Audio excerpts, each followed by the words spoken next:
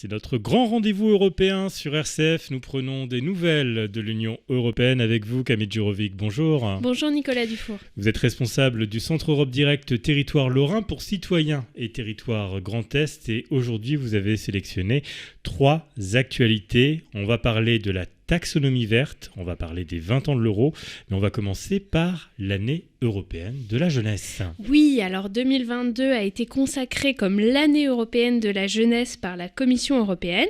L'objectif, c'est de mettre en lumière l'importance de la jeunesse européenne pour construire un avenir meilleur, plus écologique, plus inclusif et plus numérique. Alors, comme l'a rappelé la présidente de la Commission européenne Ursula von der Leyen lors de son discours sur l'état de l'Union en septembre 2021, les jeunes ont particulièrement souffert lors de la pandémie.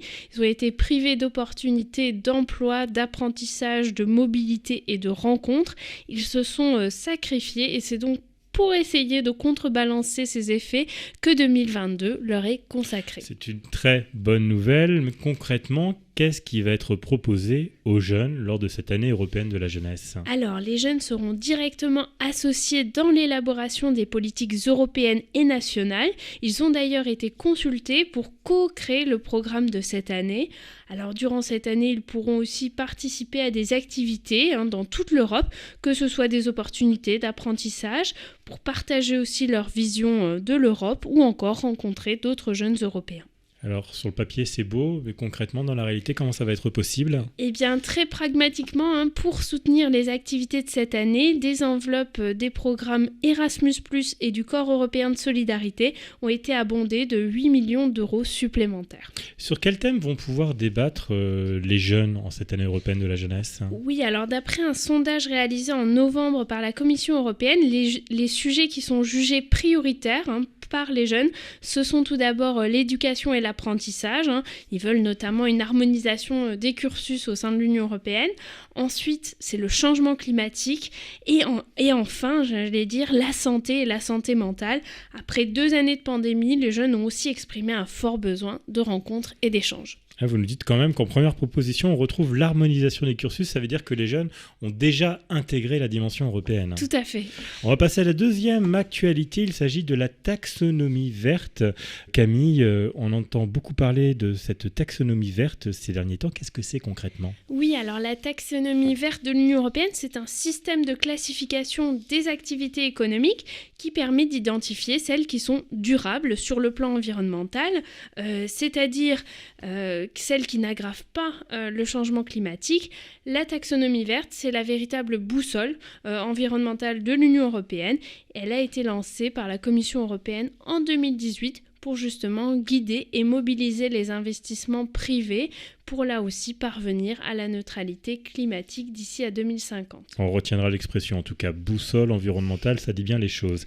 Elle a été établie comment cette taxonomie ? Alors, pour s'assurer de la solidité scientifique de cette classification, la Commission européenne elle a chargé un groupe d'experts indépendants de fixer justement les critères qui permettent de savoir si la performance environnementale d'une activité économique elle est suffisante pour atteindre la neutralité climatique. Voilà, ce règlement a été adopté en juin 2020. Justement, les critères, on va en parler. Quels sont-ils ? Quels sont les critères pour qu'une activité puisse bénéficier du label vert ?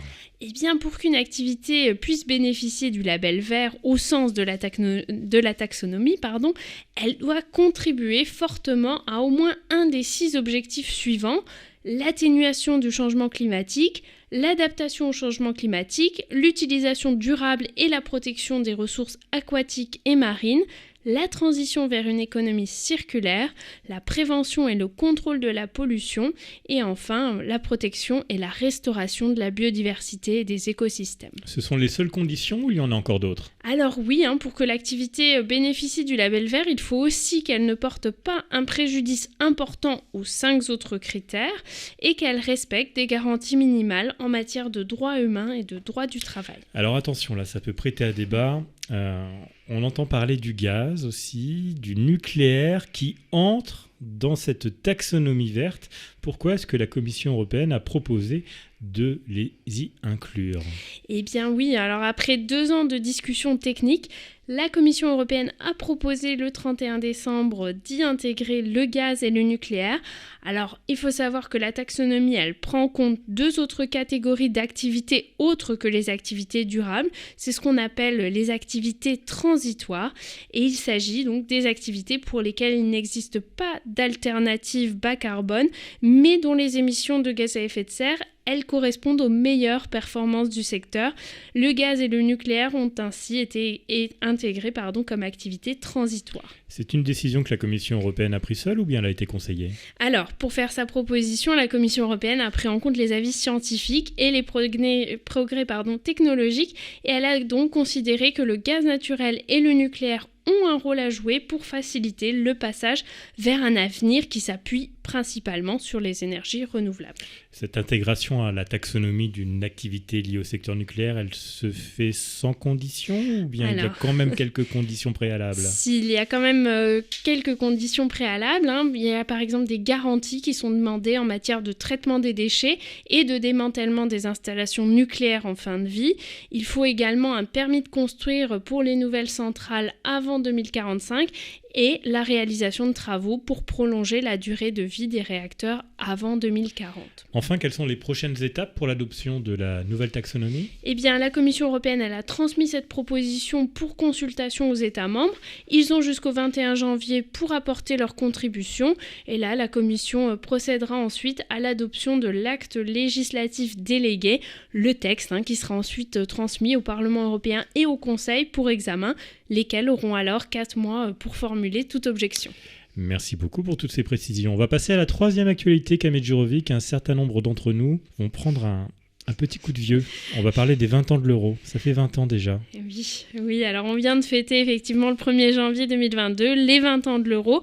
Le 1er janvier 2002, on était alors 12 États membres de l'Union européenne à avoir entre nos mains pour la première fois des pièces et des billets en euros. Je me souviens des débats à l'époque. Le coût de la vie avait subitement augmenté.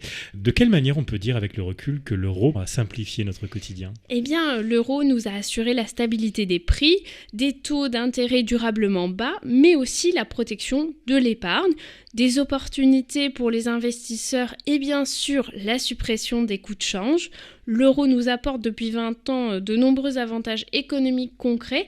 Cette monnaie commune, elle simplifie la vie de millions de citoyens européens, parmi lesquels des travailleurs frontaliers ou encore des voyageurs. Vous dites des millions, mais on peut même parler de centaines de millions, non ? Combien d'Européens utilisent aujourd'hui cette monnaie ? Oui, alors aujourd'hui, ce sont plus de 340 millions de personnes dans 19 pays de l'Union européenne qui utilisent l'euro. C'est devenu un symbole de l'identité européenne et c'est un socle de stabilité. On peut dire que l'euro, c'est une réussite collective qui dépasse les frontières de l'Union européenne. Quelques 60 pays à travers le monde lient leur devise à l'euro d'une manière ou d'une autre. Et en 20 ans, l'euro est devenu la 2e monnaie la plus utilisée dans le monde, après le dollar américain.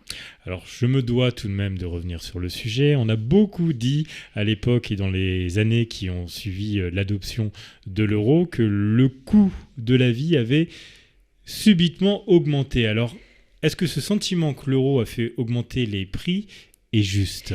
Alors non, au contraire, depuis l'introduction de l'euro, l'évolution des prix, elle a été maîtrisée en Europe et en France.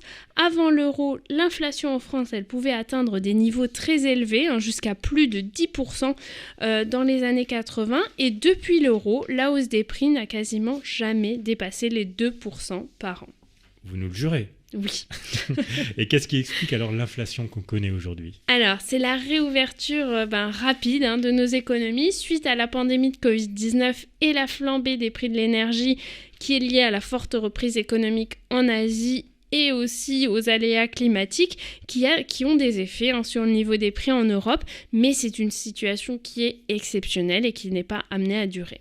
Et est-ce que la zone euro est amenée à s'agrandir ? Est-ce que encore plus de personnes vont utiliser l'euro dans les années qui viennent ? Oui, tout à fait. Alors à terme, tous les États membres devraient un jour rejoindre la zone euro, à l'exception du Danemark qui avait demandé une clause d'exemption.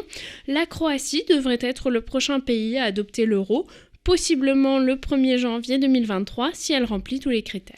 Merci beaucoup Camille Jurovic. Je rappelle que vous êtes responsable du Centre Europe Direct Territoire Lorrain et vous revenez dans 15 jours pour partager avec nous d'autres actualités de l'Union européenne. Merci beaucoup Nicolas Dufour, à bientôt.